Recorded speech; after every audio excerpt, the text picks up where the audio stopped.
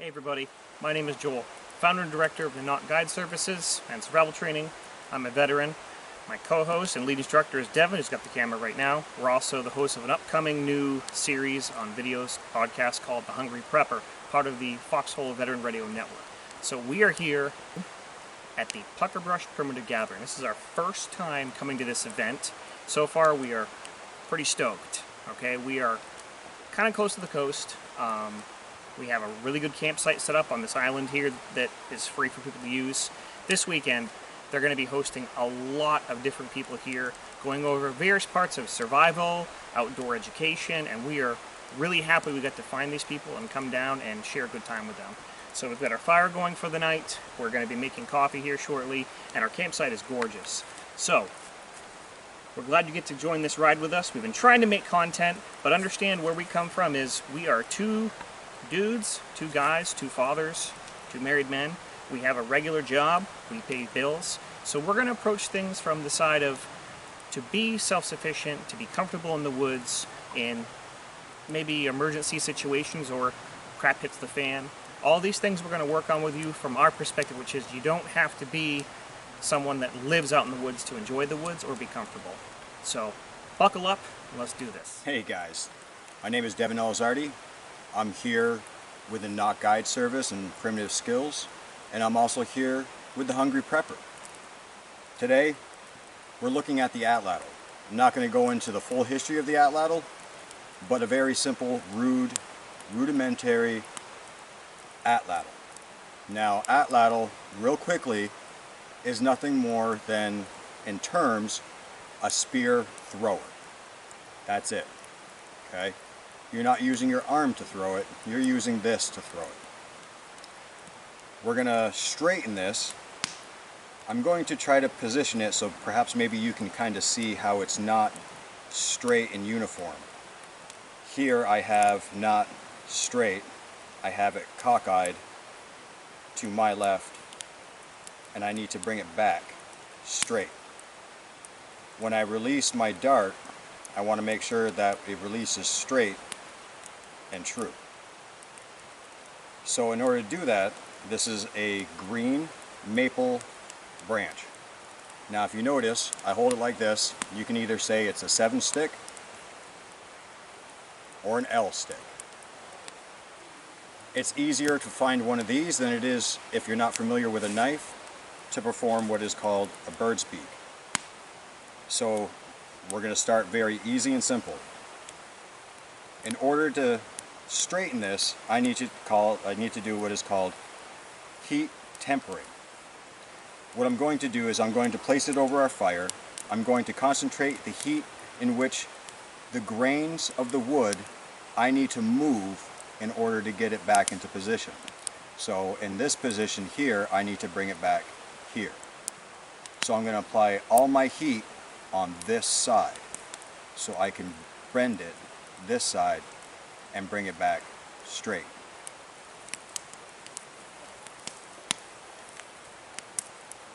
You're not looking to burn the wood. All you're doing is looking to open up the air pockets within the fibers. Once you're able to do that, it becomes almost spongy-like. Now, I can grab this, which I'm going to burn my hands. I'd rather not do that, but it's also at a very end of it, I don't have any leverage to really bend that back. However, I do have nature to use, nature's geometry.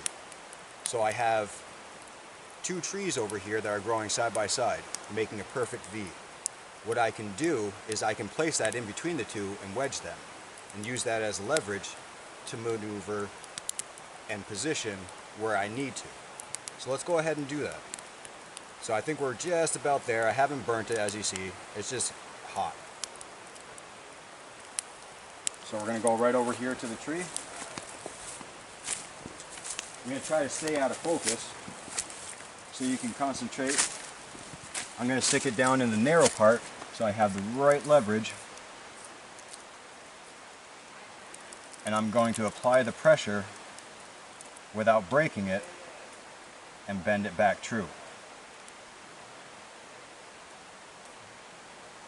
This may take a few seconds. but this is a lot easier than trying to hold a hot piece of wood. So if you can find something like this, I would try to move your heat source to that, so you can immediately go from your heat source to this. Now, if you noticed, you can rewind it if you want to, go frame by frame, but when I released it, it didn't go back completely back to the angle that it was originally in. So if we look at it straight, I am pretty straight going from here all the way down the center of that, because that's how my atlatl is going to run from this point down here. I'm sorry, my dart for my atlatl is going to run down through here. And that is how we start the process. Now I just need to refine this down so it's smaller and comes to a point. That way it receives the dart and holds it in place until you release it. And that will be on another video. Alright, here we are. It's almost 4 o'clock on the 20th. Puckerbrush Primitive Gathering. We have been busy today. The wind just picked up. It is a gorgeous day out. Here's one of our advertisements to explain atlatl history. We'll be doing courses on that today for people to learn how to make their own, the history behind it, and they can buy kits. There's Awen, one of our students, and there's John right there. They're busy trying to keep stuff from blowing away. They're busy selling stuff too and talking about our program. And take a look around here. We have bow class happening over here. We got the field house over here. It is a gorgeous day today. We'll see if we walk around and get some more footage of all the events happening. Hello, my name is Nick Landrum. I'm a bow maker, and this guy. I'm Tim Nelson. I live about an hour and a half away, hour and 15 minutes away. We're here, me and Nick here are teaching bow making for the kids and generally adults here at the Puckerbrush Gathering. Yeah.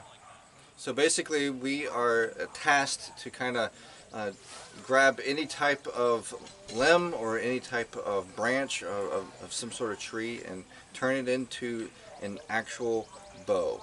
And it's a little bit tricky. You can do it with a hatchet, you can do it with a knife, but we basically teach the kids on how to survive out in the woods. And actually, if you're ever in a life or death situation, this could be the changing point and the actual pivot where it could determine something that is life or death. So this is what we do. So like most of what we're working with the kids is with saplings, just the young, long, straight trees. Serviceberry, it's good to work with wood, especially at first.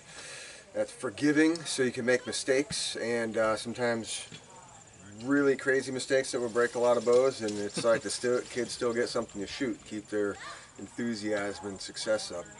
And it's pretty much just flattening down both halves of the bow, of the limb, of the sapling, and making them bend preferably evenly, and then stringing that puppy and slinging an arrow for him.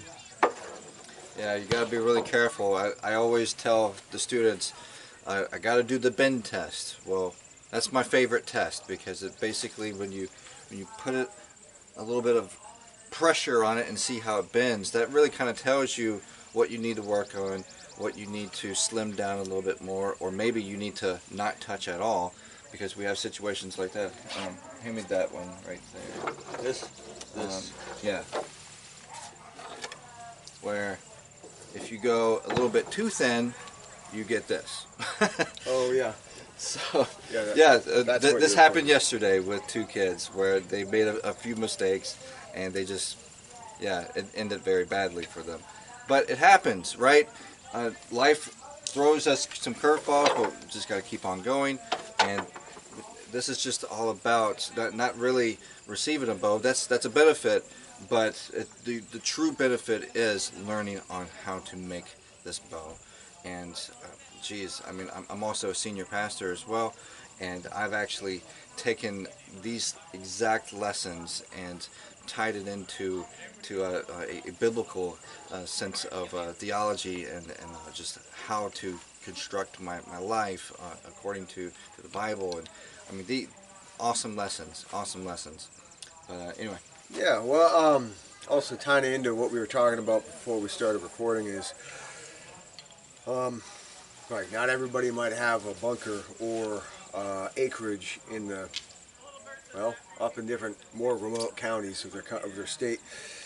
And there's the whole prepping and preparing for different circumstances, normal or abnormal, and then there's just being adaptable and having a good mindset. Mm-hmm. Because no matter what you do with preparing anything, there's always going to be circumstances that don't work out, including all the way down to making a bow.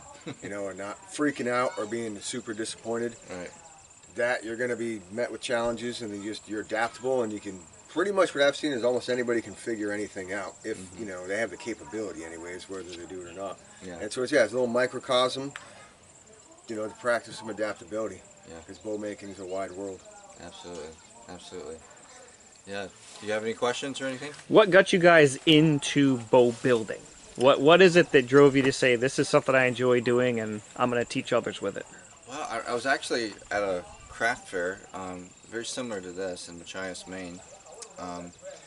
And I've always been into archery. And I just, whenever I shot the arrow, I almost felt like that I was the arrow. I was shooting myself into the target. It was a kind of a magical experience.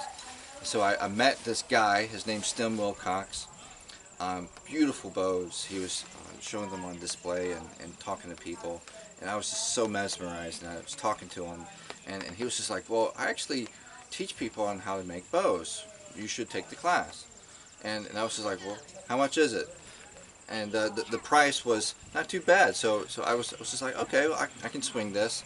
So my brother-in-law and I actually took the class together, and we were just enthralled in this 3-day class of making a bow out of a branch of Osage wood. And that really just kind of launched me into the bow making. And my former occupation was education, so he was just like, well, hey, I'm teaching some classes over at this event called Puckerbrush, so why don't you come out and help me? I need some help. And I was just like, yeah, sure, why not? I quickly found out that there's just so much that I don't know. That Tim Wilcox is a wizard. He's a guru. He is just the master at bow making. And once I think I have figured something out, he has a curveball, and he's just magical with wood and knowing what to do with it. But anyway, how about you? I think the first time I tried making a bow was, I forget, maybe 12 or 13 years old.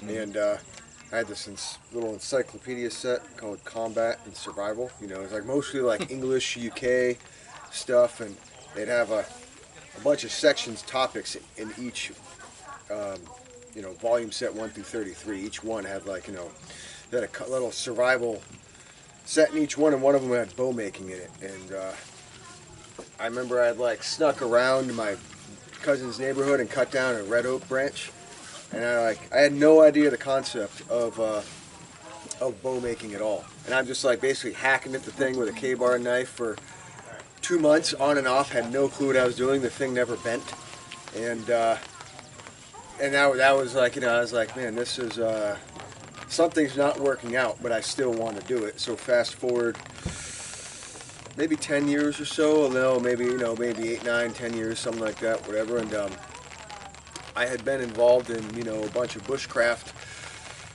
immersion long term, and I got into bow making later into that, and I started simple with the quickie type bow, just matching the rat tail end, to the fatter end, and making it bend, and then and it progressed on from there. Took a few classes with different people, and just a whole lot of doing it and trying to keep it simple, and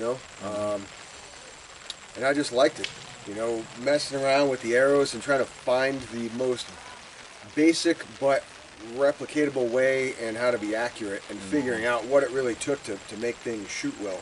Yeah, and that's a total different art right there. Arrows and bows. there's a lot of similarities between the two, but man, two different things. Yeah, because it was, yeah, obviously they go together, but it was, and just seeing that I only, I did a lot in a certain area, but seeing like just there's tons, tons. Yeah. So it's like a lot of crafts that are not I don't know, any craft work, whether it's boat building or bow making. It's like go as far as you want. Oh yeah. You can go as far as you want, as little as you want, and it all depends on you. Just like life, it all depends on you, man. Now, for the history, we know that bows go back a very long way, and there's many different versions that have come from different indigenous tribes and things of that nature. Do you have a preference on a type that you prefer to use or make, and why? Well, I like the traditional longbow, I guess. And as far as wood, I really love Osage. I've worked with all kinds of different woods, and Osage is probably my favorite. It's a kind of dark yellow, kind of like a burnt yellow almost, and it's a beautiful piece of wood, especially when you start making it into an actual bow or handle. You can just kind of do a little bit of a simple oil, mineral oil, and just give it a nice little sheen, and it's really, really nice. It's really nice. It's super forgiving, super bendy, snappy, and it's just a really, really good branch. Longbow for me as well. I've done some, mainly not some full sinew backing, but like sinew backing patches, for repairs. But mostly longbows, keeping it simple. The longer they are, the more the arc is spread out, so there's less in the humid environments. So, more shorter bows, the drier it gets, it seems, around the world. And material-wise, it was more I was interested in wherever I was at. Like, well, what are some of the better bow woods? So, kind of like vine maple was really, really enjoyed, and like flat bows, like the Andaman Home Guard type hybrid, or like the Malegovit, kind of like made popular by Tim Baker, and the sapling bows. It was so kind of like flat bows that triangulate, pyramid flat bows, and then the sapling bows were kind of my favorites and pretty basic, but I wasn't looking to go to like what is the most complicated, craziest thing I could do. It was just trying to see like what was the thing I could make that would transfer to as many places, and the highest performance for the least work. Absolutely. Yeah, ironwood sapling bows, absolutely phenomenal. Because like Tim Baker said, which was a great read. When I read him say that, I was like, oh, this is super snappy with very lightweight. Yeah. Very little mass for the limb speed. Yeah. Awesome. So is there a website, social media, anywhere people can reach out to try to connect with you guys to help bring classes in or attend one of your classes? Well, right now, I mean, we're basically just volunteers. So we're not really doing this as like an actual thing that people can contact us, but we obviously do this at the Pleasant River Rod and Gun Club. Is that what it's called? Fishing game. Yeah, fishing game. And so I've been doing this for probably close to 5-6 years now. So it's been a journey for me every single year. And it's been incredible meeting new people. Sometimes we have new people coming, and it's just really, really a cool treat to meet people all over the United States, even the world, come here, and it's an interesting gathering. Sure. How about you? Similar in terms of we're just in the footsteps of Stim Wilcox for this gathering, and trying to provide the instruction while he's gone, and or moved, and so nothing, no social medias to reach out to connect with me about bows. I mean, unfortunate. Yeah, you can obviously look us up on Facebook. I'm on Facebook. I don't know about you. I am. Yeah, I had to think about that. Yep.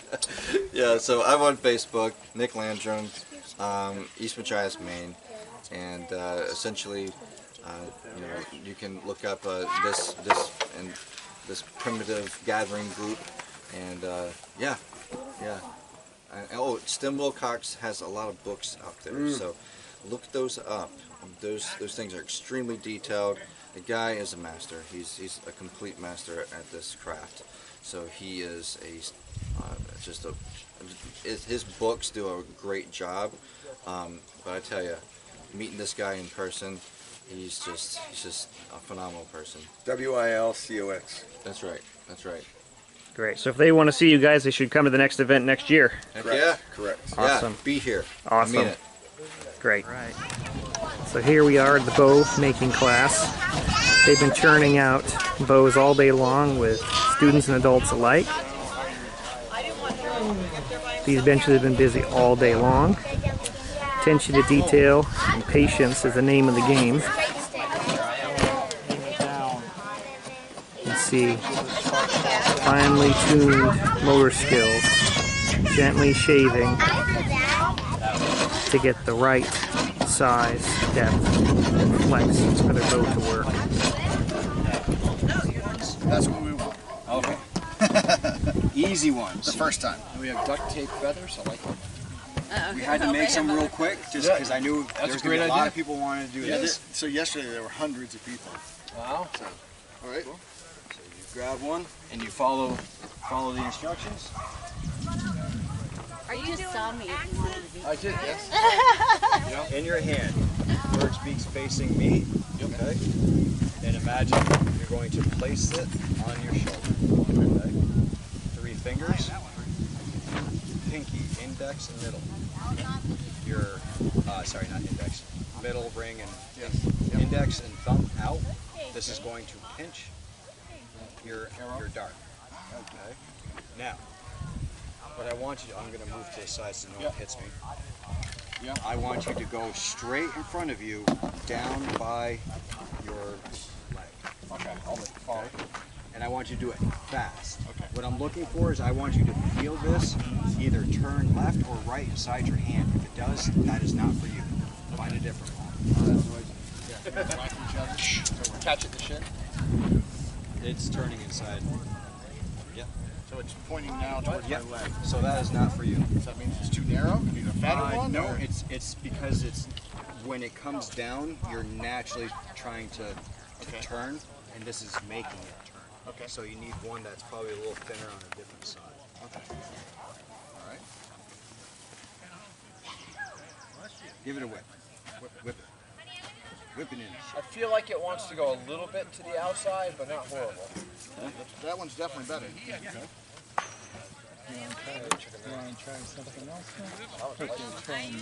I want to try again. I want to. That one looks good in your hand, sir. Okay. I like that one. All right. So does yours. Yeah, this one feels better. That one, perfect. Perfect. Okay. Right, Braden? Yeah. Excuse me? Yes, sir. Oh, so this is a shooting range.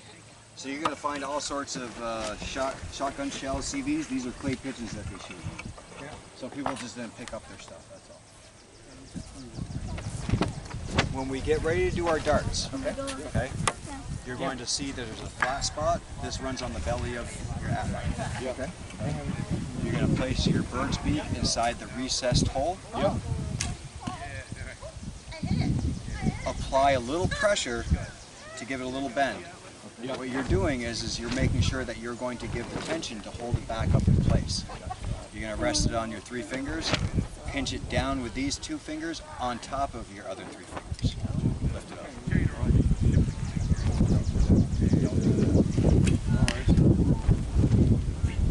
Okay. So why don't you go ahead and grab. We're going to move on to the next. Thank you very much. You're very welcome. If you're interested, we do sell kits. It's all good, guys. No worries. Right there. I got everything right there. Oh, okay. Do we get a kit to make? How are you uncomfortable for some of you, okay? So just adjust as you can. You're going to go in front of you, bring your shoulder back. Bring your shoulder back. Yes. Pull everything close together. Yep.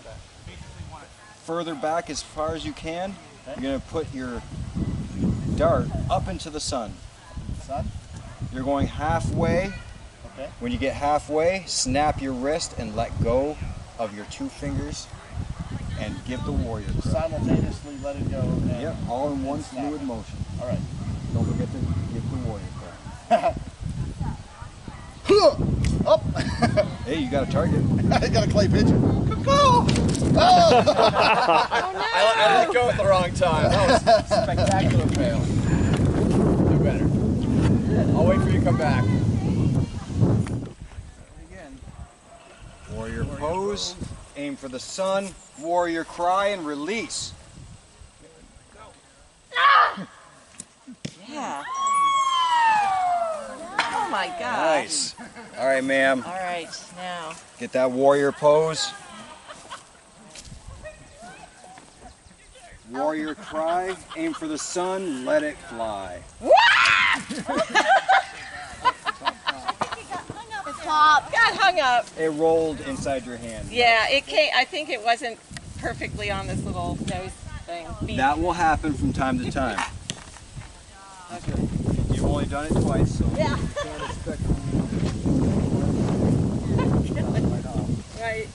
That was cool. Especially the back. Hey, how are you? I'm gonna try this. You want to try it? I do. Yeah. Well, then Please do. you should. I'm intrigued. You're going to place it in your hand. You're going to place it on your shoulder. Rest it on your shoulder. You're going to wrap it around with 3 fingers. So you know what? These 2 fingers open. What we should do is Bring Oops, that 3 fingers. pick, Yep. pick, Put down there. Yeah. Now Oh. hold it tight. Yep. Come over here. And I want you to whip it right by your right leg as hard as you can. And I want you to tell me, do you feel it move to the left or the right inside your hand? Oh.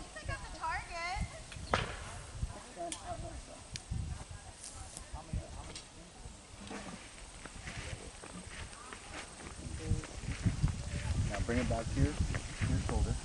Give it a whirl. Yeah, no, it's All right. Do it again. How's it feel? Good. All right. So this is the pose. You had it right. Okay. Now you can put your left foot when you're getting ready to throw. Left foot. If you want to do the warrior pose and get that out there for aesthetic looks, by all means. I recommend it. What happens is you're going to do you're going to do all shoulder and let I'm doing it. the atlatl do all of the work. Okay? That's okay. So you're going to go shoulder back like this. And then you're going to come forward. And at the last second, when you get ready to snap your wrist and let go of the 2 fingers, not all 5. Oh. Yeah, That was it? Oh no. you're okay. You're doing fine. Let's put this in the dart. You're going to grab your dart. You're going to place your bird's beak inside the recessed hole. You're going to leave it right up top. You want a little bit of a flex to it. Put some pressure. You're going to hold that pressure with your 2 fingers now. Let it rest on top of your other 3 and pinch them down together. Lift up.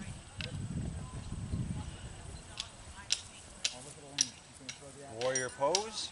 Left foot out, arm out, shoulder, back. Okay. Yep. Aim for the sun. Shoulder forward. Oops, sorry. Oh, you're, wow, look at that. Wow. Wait. Wait. Went a little that way. Were you That's okay. aiming for that? Was I? Yeah. My aim was a little off. No, very good for your Awesome, first time. Elaine. That's very impressive. Wow. Okay. I'm gonna try that again. Yeah, next time you gotta do the warrior cry. That's the only thing you were There's missing. a lot to think about. All right, let's go collect them. Oh, you're going to love these pictures, Elaine. Let's try it again. Let's try again. Nice. Alright, Elaine, we're gonna videotape this one. Oh, don't, because you know this is going to be a flop. We're gonna videotape this one. You're on.